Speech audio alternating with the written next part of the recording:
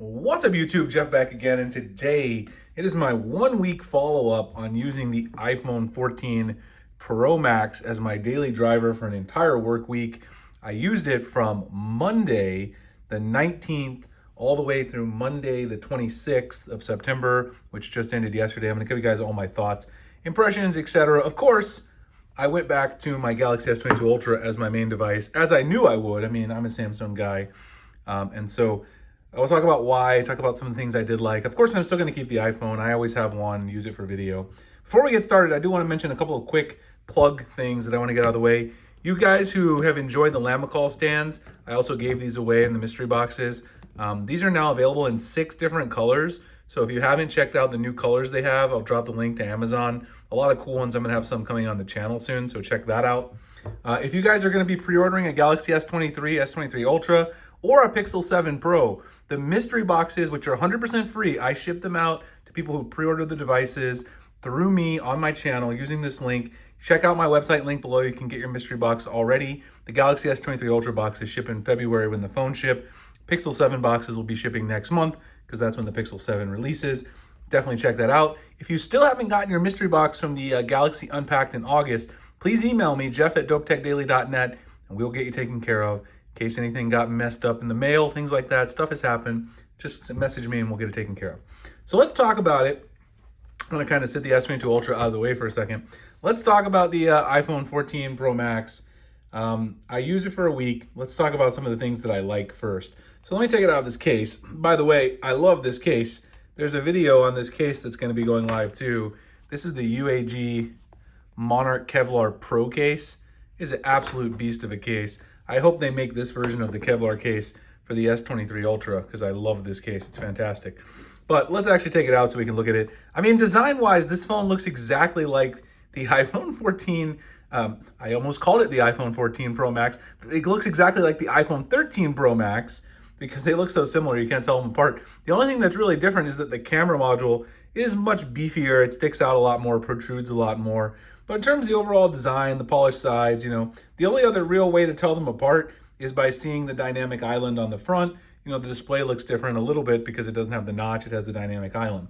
But in terms of look and feel, I mean, I've always felt like Apple makes a very nice looking phone. The only thing I will say is if you get one, like gold, well, even black, because I have the black color in my regular Pro, you're gonna need a microfiber cloth. This is where those microfibers come in handy. I sent some of those out with the mystery boxes too. Everybody gets a cleaning kit in there. I always have a couple of these on deck, and even it doesn't matter because they end up getting smudged up again. So that's one thing I don't like about the design, is that always happens. But otherwise, Apple's always had a great job with the hardware. Let's talk about the dynamic island because I know people very split on that. I made a video showing how you can actually add it to your S22 Ultra, and there's a lot of people have opinions both ways. Here's what I think about the dynamic island. I think it's a cool feature if you're someone who's really into animations and that kind of smooth animation stuff. A lot of people who use Apple are really into that, and a lot of people who use different Android manufacturers are too. One thing I really like about it in terms of smooth animations is, and then I swipe it into the dynamic island, and then I tap to go back in. You'll notice here how if I swipe it like at a curved direction, it actually curves its way in the direction that I throw it. So if I throw it to the left, it curves back to the left. If I throw it straight, it goes straight up. If I curve it to the right, it goes to the right. I think that's pretty awesome, and I think Samsung could learn something from the smoothness of the animations. It also is very convenient in terms of getting to music controls. One of the things I've seen that isn't available yet, but I think it's in iOS 16.1, the beta, is that you can get sports scores at the top there soon, and that'll be cool because like if I'm browsing Twitter, I can have my basketball, my football, because football season, I watch a lot of Alabama football on Saturdays, always watching football. I'll have my sports scores up there while I'm browsing Twitter, posting stuff. That's kind of cool. But I mean, there's also the productivity disadvantages. If you actually look at this from that perspective, the dynamic island takes up more room for your content. It actually pushes your content down further than the notch did. So that's the problem, is that this does really push down your content further. You're losing out on usable screen real estate because of the way that it does push it down. You guys can see the Monarch series case I was talking about. It pushes it further down than the notch did, so you're actually losing some information.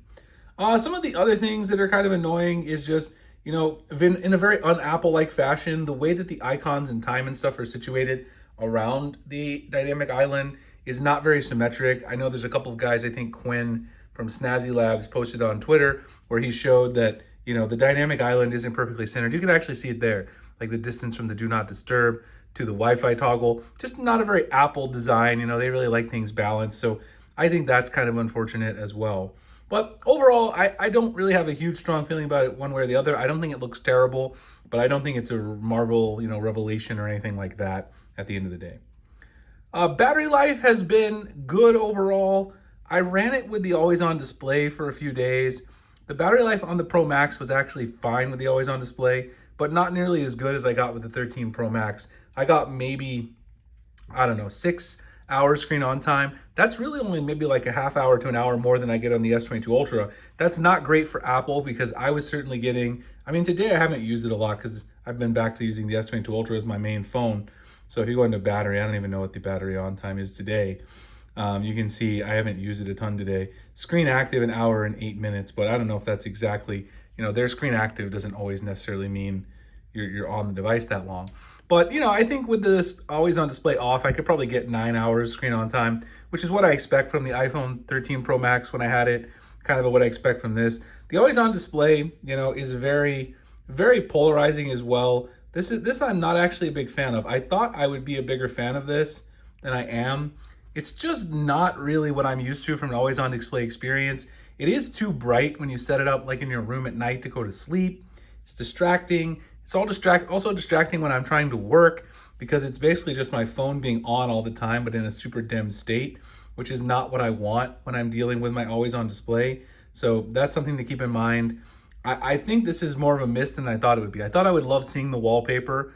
I thought it would be an improvement, but it's really not something that I love. It's not something that's my favorite feature. So the battery life does take a hit for sure, and also not something that I think is better. I think the way Samsung does the always on display is actually quite a bit better in the end. Let's go ahead and talk about the notifications really quick, because the notifications have always been a big point of contention for me. The notifications are now at the bottom here in iOS 16, and I like it a little better, but it's still not as good as Android, where I can kind of have all the icons filed away in the top, and I can go through and quickly see them. There's still a lot more work to get to, you know, what notifications you have. They're not bundled in a meaningful way like they are on Android.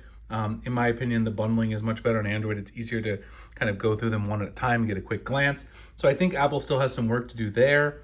iOS 16 is very smooth, of course. I mean, if you like iOS, I still think it's missing those key customization aspects that I've talked about many times that Android has and iOS doesn't. That's just the way it is. You can't do, you know, icon packs. You got to theme them one at a time, which is super annoying. You got all kinds of issues that you have to deal with if you want to customize your iPhone. I mean, I know there's things you can do, and I am going to try to clean mine up a little bit and see what, I might even make a video where I try to customize my iPhone like my S22 Ultra, but it's such a nightmare to do it in depth that I really don't want to try, but I might end up doing that for you guys and see kind of what the results are. So don't have a huge problem with that. Performance otherwise is great from the hardware. We all know that Apple's hardware, their processor is great underlying and everything. There's no lag. You can play all the games smooth and everything. Camera, let's talk about the camera, because there is something I want to mention about the camera here. Now, of course, the pictures and everything are perfectly fine. There's nothing wrong with the pictures. Pictures are great. I've taken a lot of photos with this. This is a thumbnail that I took yesterday for the video I made with the dynamic island. The photos are great, even outdoors, low light. But there is a problem with video, for me at least. This might not be a problem for other people. Because of the larger sensor, this thing now has a shorter minimal focus distance, which means you're gonna see a lot more switching between the wide angle lens and the primary lens. So if you move this close, it's gonna switch. You guys saw that right there? And if you move it back, it switches again. You can see it switching cameras as you move it closer. The minimal focus distance, I actually looked this up and I talked to people on Twitter, is about 5 inches now with the iPhone 14 Pro Max. That's a function of having that larger camera on the back, where it was about 7.5 inches with the iPhone 13 Pro Max. So if you're someone who shoots a lot of close-up stuff, like I use my iPhones a lot for shooting my videos on the go, I'm using the 14 Pro, the regular one for this video, I can't get super up close. In fact, I'll show you guys. You see right there? That's me getting up close right here. This is about 5 inches right here away from the iPhone 14 Pro. You can see it getting blurry there. and then it doesn't always switch properly when it should to get that crisp image. So it might not be a huge problem for everyone, but that is something you're gonna have to deal with at the price of getting that 48 megapixel sensor on the back, which does shoot great photos. And in general, if you're shooting photos of people, landscapes, it's not gonna be a huge deal. So at the end of the day, you know, it's an iPhone. I don't think the dynamic island's revolutionary. The always on display for me, I thought it was a miss more than I thought it would be. iOS 16 is great, very smooth, and the battery life is good. If you like iOS, I'm sure you're gonna love this phone. Be aware of that video thing I mentioned, the minimal focus distance, if you use this for a lot of close-up video, like YouTube videos, like I do. But otherwise, the camera, of course, is fantastic, as it always is. So those are my thoughts after using it for a week. I definitely couldn't use it as my main phone forever because of the iOS issues that I mentioned. There's things that bother me personally, but if you like iPhones, I'm sure you'll love the device. Anyway, hope you guys enjoyed the video. If you did, like, comment, subscribe, hit the notification icon for more great content. If anyone's wondering, I'm using the carved case. It's a custom one on my S22 Ultra. I'll drop a link to their website. Also, check out the mystery boxes, S23 Ultra and Pixel 7, Pixel 7 Pro if you're ordering those. Get those on my site, the link's below. And I'll see you guys in the next one. Thanks a lot for watching.